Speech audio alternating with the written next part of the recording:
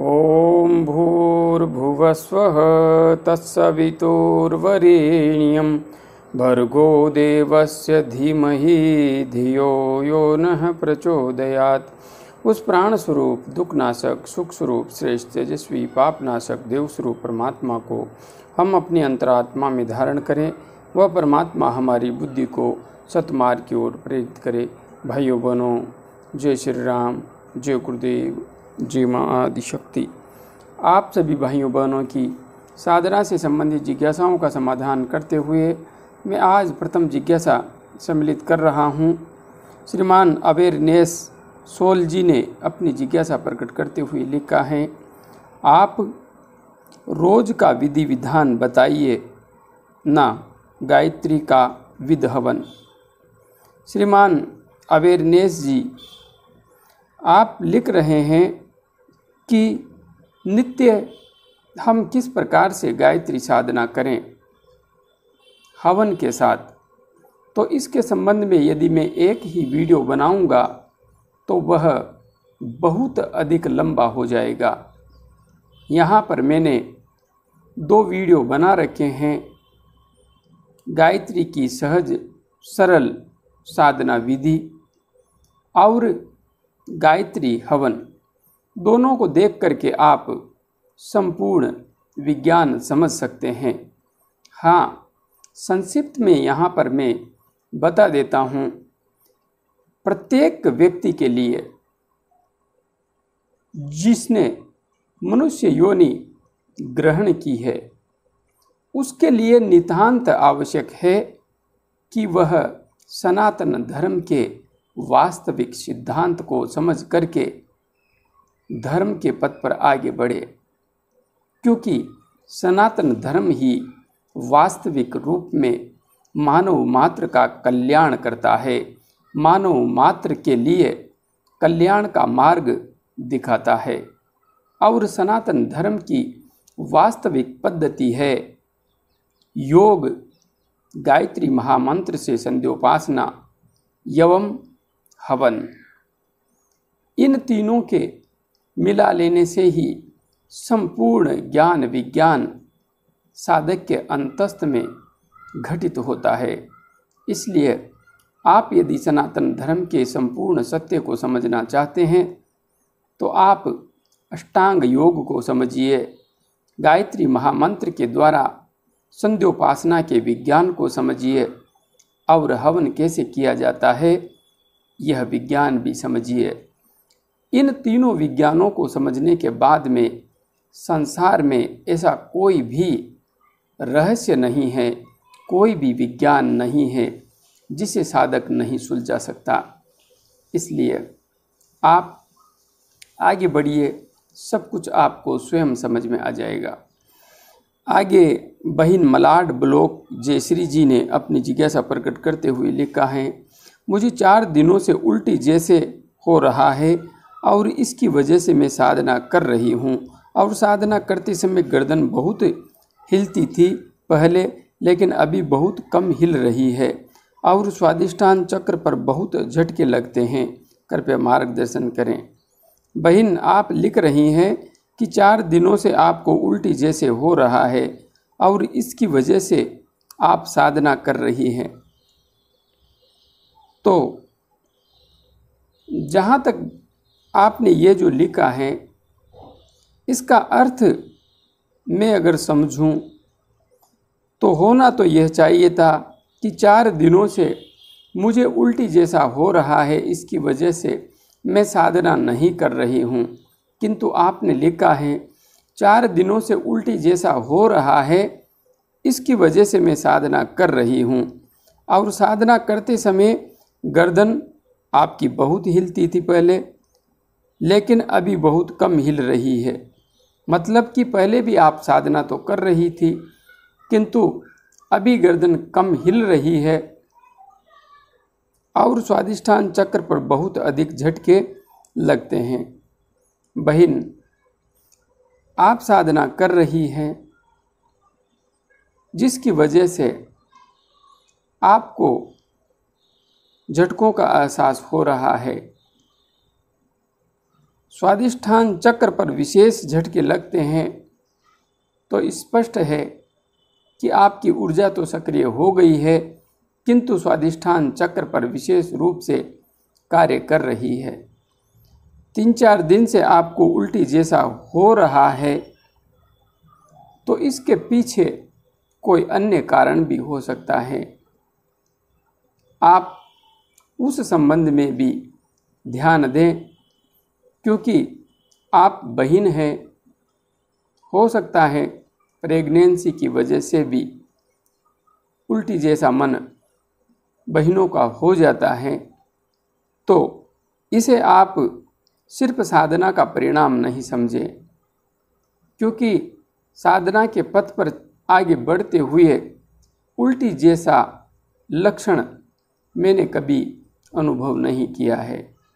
इसलिए इसे आप अन्य दृष्टिकोण से ही देखें, और यदि ऐसा भी नहीं है तो इसे आप शारीरिक किसी समस्या के रूप में देख सकती हैं। आगे श्रीमान हेमंत खरभारी जी ने अपनी जिज्ञासा प्रकट करते हुए लिखा है, गुरुजी मेरे सर के पिछले भाग में चींटी चलने जैसे होने लगा है। बहुत अच्छी बात है, आप ध्यान के पथ पर आगे बढ़ रहे हैं तो सिर के पीछे चींटी चलने का एहसास होने लगा है। इसका अर्थ है कि आपका ध्यान थोड़ा टिकने लगा है और उसके परिणाम स्वरूप आपके मस्तिष्क में क्रिया होने लगी है। निरंतर आगे बढ़ते रहिए, अच्छी तरह से प्राणायाम का अभ्यास करते हुए। आगे भाई प्रिंस चौधरी जी ने अपनी जिज्ञासा प्रकट करते हुए लिखा है, गुरुजी राम राम। राम राम प्रिंस जी, राम राम।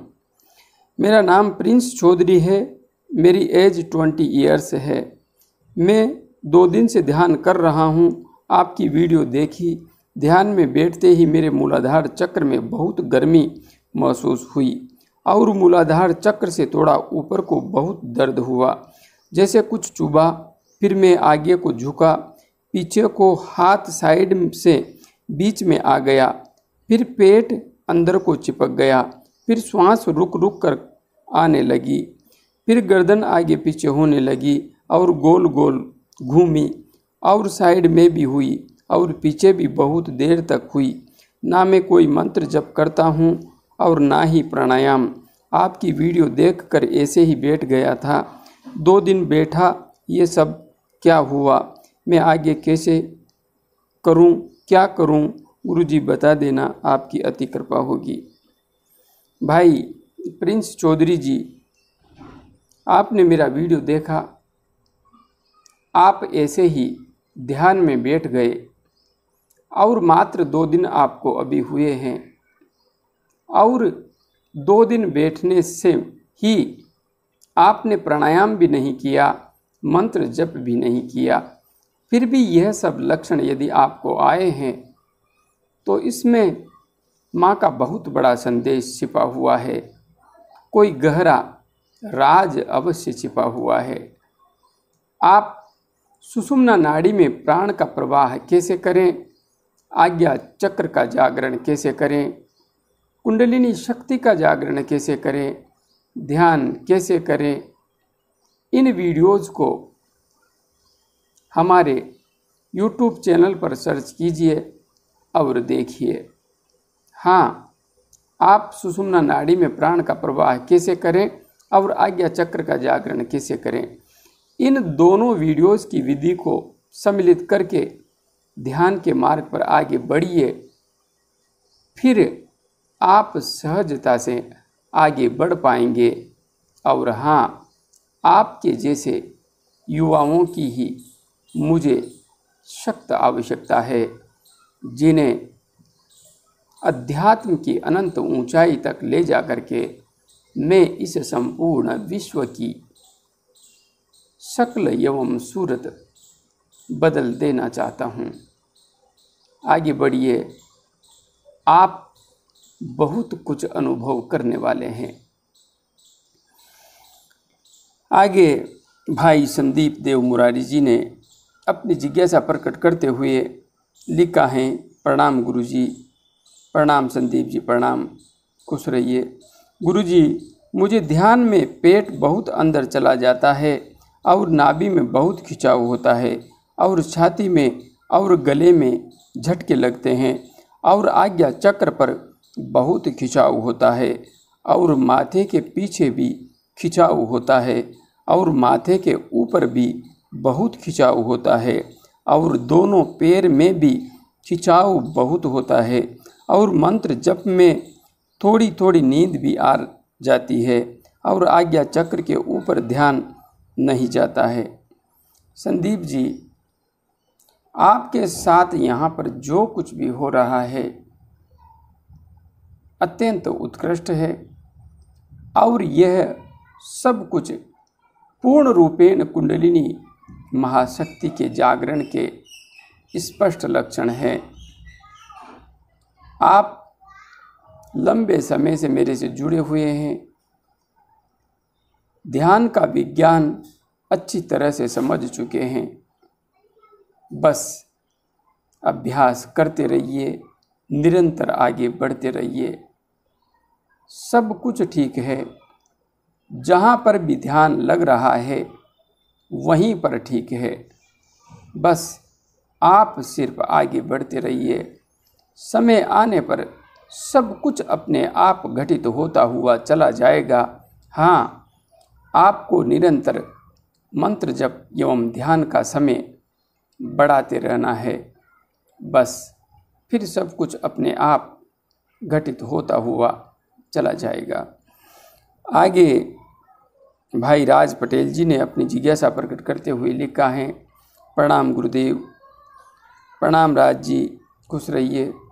क्या हम गायत्री मंत्र एवं ओमकार मंत्र दोनों का जप कर सकते हैं? बिल्कुल, गायत्री मंत्र एवं ओमकार का साथ साथ जप करने में कोई भी समस्या नहीं है, कोई कठिनाई नहीं है। ओमकार परब्रह्म है और उस ओमकार स्वरूपी परब्रह्म परमात्मा की क्रिया शक्ति को जिस मंत्र विशेष से विशेष रूप से संबोधित किया गया है, उस ओमकार स्वरूप परमात्मा से जिस मंत्र से प्रार्थना की गई है वह गायत्री महामंत्र ही है। इसलिए ओमकार एवं गायत्री को साथ लेकर के चलने में कोई भी कठिनाई नहीं है। ये एक ही हैं, एक ही सिक्के के दो पहलू हैं। एक शब्द ब्रह्म है, नाद ब्रह्म है और दूसरा लयबद्ध तरीके से प्रार्थना पूर्ण, भावपूर्ण, गायन युक्त भावों की अभिव्यक्ति है। इसलिए आप दोनों को साथ लेकर के आगे बढ़ सकते हैं। हाँ, मैंने यह अनुभव किया है कि गायत्री महामंत्र से आगे बढ़ने पर सहजता से साधक आगे बढ़ पाता है, जबकि ओमकार का नादमय जप करना प्रारंभिक साधक के लिए काफ़ी कठिन अनुभव होता है। जब नाद अंतस्थ में जागृत हो जाता है और ध्यान में बैठने मात्र से नाद की ध्वनि प्रस्फुटित होने लगती है, उस समय तो नाद को जागृत करके उसमें डूबना आसान होता है, किंतु प्रारंभिक साधक को नाद को झंकृत करने में काफ़ी कठिनाई होती है। ऐसा मैंने महसूस किया है। किंतु आप यदि सहजता से ओमकार का नादमय घोष मौन मानसिक रूप से कर पाने में समर्थ हैं तो निश्चित रूप से कीजिए। जय गुरुदेव, जय माँ आदिशक्ति।